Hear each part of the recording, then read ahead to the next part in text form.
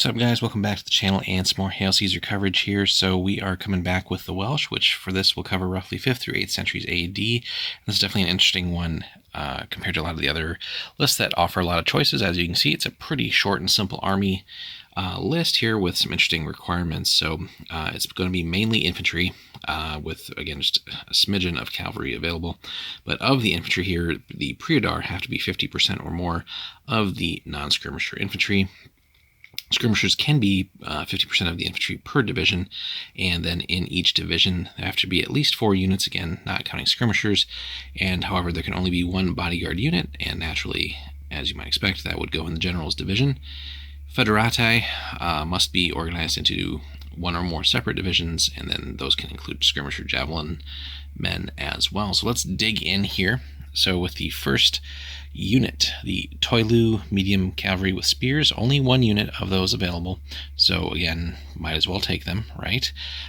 Given that they're going to be some of the best that you can actually field in this list, you might as well have that one rather elite-like unit. So typical medium cavalry stat lines, although you guys get tough fighters and stubborn here, all for 30 points for the unit. So again, a little pricey for a medium cavalry unit, but given that it does have some pretty cool special rules, and really it's just a one of, you might as well take it. Again, it's going to be on the upper end of quality of what you're actually going to get in this list as far as just being able to hit hard with something, but you're definitely going to want to protect it and use it very carefully, because again, it's really just a medium cavalry unit, so 5 of them are all save, right? So definitely can't just throw that away. You also have access to 1 Toilu medium infantry unit with spears. Again, base medium infantry stat line here, but again, tough fighters and stubborn, 26 points for that. So again, these one-ofs, which as far as this list goes, are really about as elite as it can get. Not necessarily not the elite keyword, but just again, actual quality of unit to be fielded here.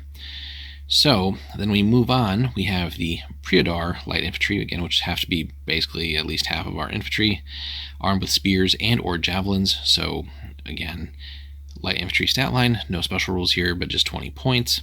But again, worth taking with the javelins. Why not? Just to have some of that close range ability. Then we move on to the Bonadeg light infantry with javelins, fielded as small units. Again, forgive us if we're butchering the names here.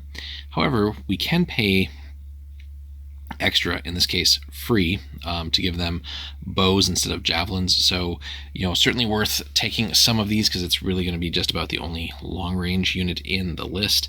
And as a free sort of upgrade / downgrade, yes, you're losing out a little bit of clash and sustain, but again, why would you want to be getting stuck in close combat with these light units? So having a lot of small units with no other real restriction here, all for 13 points, to give you some long range firepower, should be pretty solid, because you're going to have to do something to lighten things up for the previous 3 units, because they're going to have to do a lot of the heavy lifting in combat.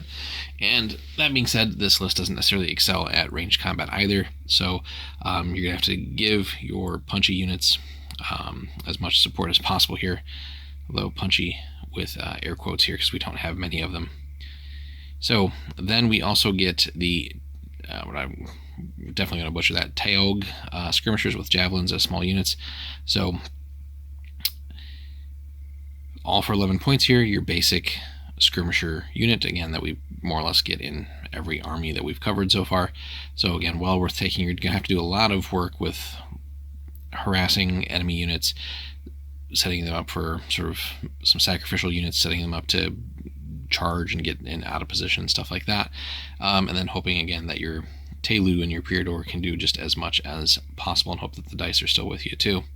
So as much damage and harassing that you can apply to the enemy is going to be very crucial.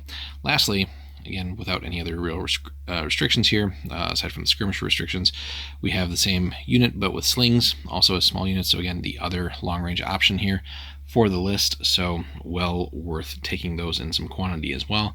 Again, between that and the archers, you're going to have to do a lot of work to hopefully get a couple damage in before you get stuck in with your combat units. and just hope again that you can somehow win the battle. So you're gonna have to very carefully pick and choose your fights here and use any and all support that you can muster with this.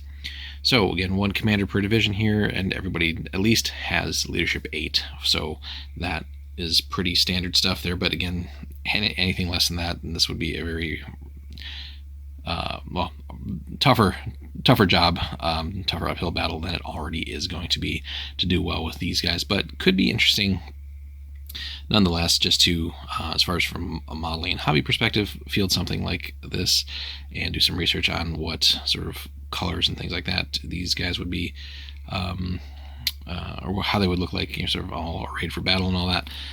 So certainly interesting in that regard, but definitely not, I would say, a powerhouse list. Again, you have 2 good units, one cavalry, 1 infantry, sort of the general bodyguard units there. But your baseline unit, again, is going to be those Priadar guys. And when your baseline unit is light infantry with no special rules, yeah, they're cheap, so you're going to have access to quite a few of those. But when you start standing up against some of the other armies out there that can certainly field lots and lots of very powerful things, you're going to have to definitely, again, be very smart with your generalship, rely on terrain as much as possible, limit just getting overwhelmed by what a lot of these other armies can do, which again your army really lacks. So that being said, challenges are always fun, and hey, if you can pull off a win with these guys versus some of the other more powerhouse type contemporary armies, all the better. But let us know in the comments, guys, what you think of the Welsh, at least as far as presented here. Anything that you would suggest or change as far as, if Hail Caesar ever gets a revamp of any kind. And have you fielded them? Any success stories? Or, have you come up against the Welsh, and how did that go? Hit us up in the comments, guys. Like and subscribe. We'll have more Hail Caesar for you soon. Take care.